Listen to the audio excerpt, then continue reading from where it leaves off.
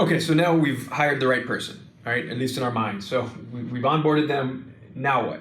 How do we get them to that performance level we want? How do we keep them there and engaged long term?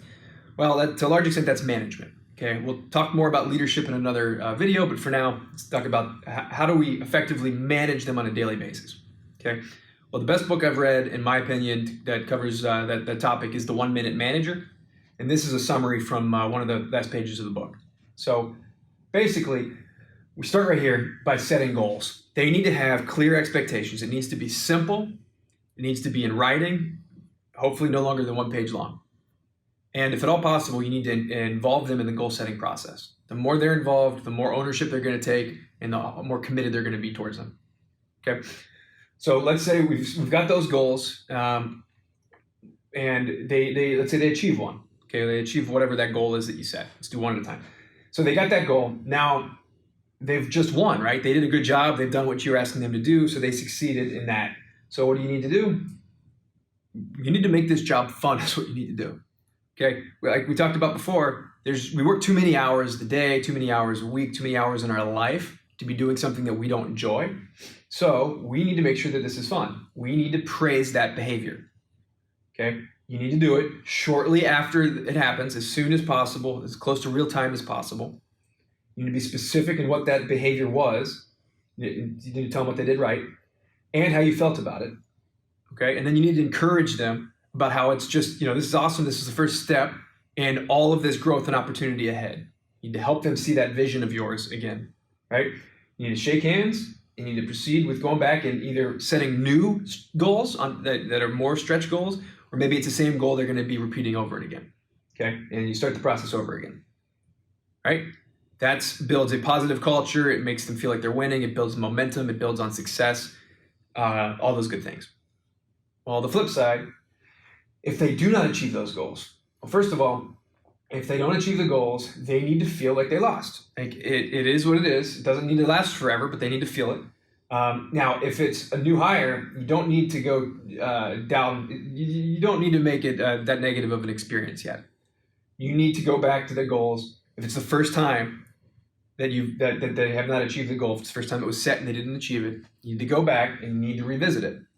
And you need to make sure that they understand it, that it's clear, that they do believe it's possible, and that they're committed to achieving it.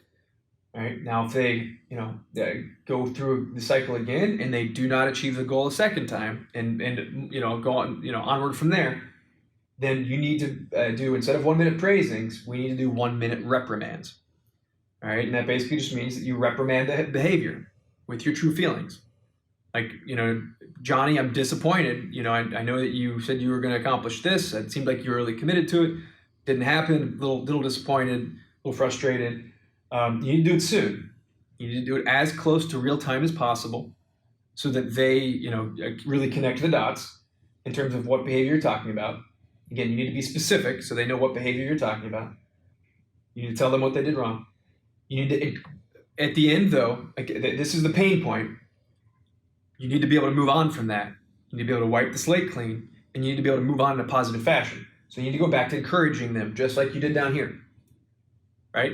You need to talk about, again, the opportunity, the growth, the potential, and let them know that, like, it's not personal. You're not upset with them as a person. Like, it's just a behavior.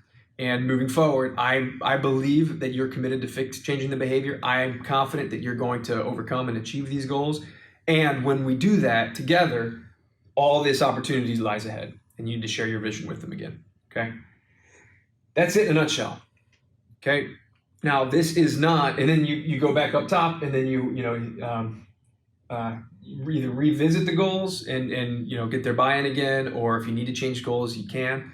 But so here's the deal, though. You don't want to change goals to meet their beliefs about what's possible.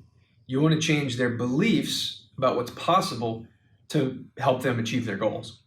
Okay, and the single most powerful way to do that, it's not just telling them, it's not trying to convince them, it is you showing them, or somebody else on your team, right? Nothing changes people's beliefs like seeing it happen. And a lot of managers try to pull themselves back to the point where they're no longer doing the thing, whatever that is. If it's selling, for example, they stop selling and let somebody else do it completely.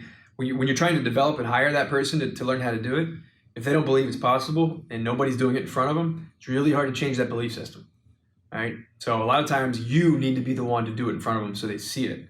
Once they believe it's possible, it's a lot easier for them to stay committed to overcome adversity and not to give up.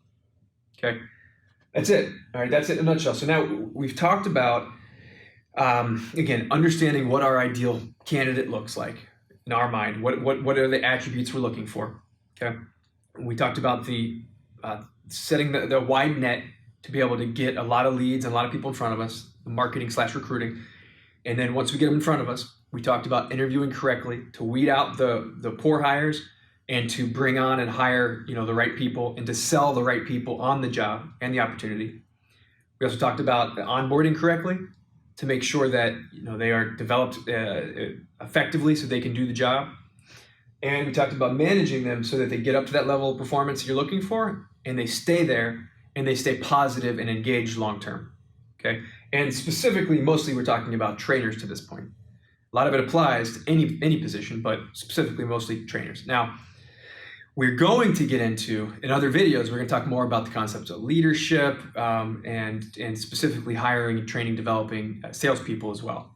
Okay, so that's yet to come though. We'll get to that here in the future. But I hope this is extremely helpful for you, building your team, building a positive work environment, building your culture, and really, if nothing else, make sure that you remember you need to have a personal vision if you want other people to buy in and follow you and work for you. If you don't have a vision for your career, whether it's you own your own business or whether you're a trainer or training director, if you don't have a vision for it, then it's really hard to make, like we talked about before with goals, if you don't have a target to hit, if you don't know where the target is or what the target is, it's difficult to hit it, right?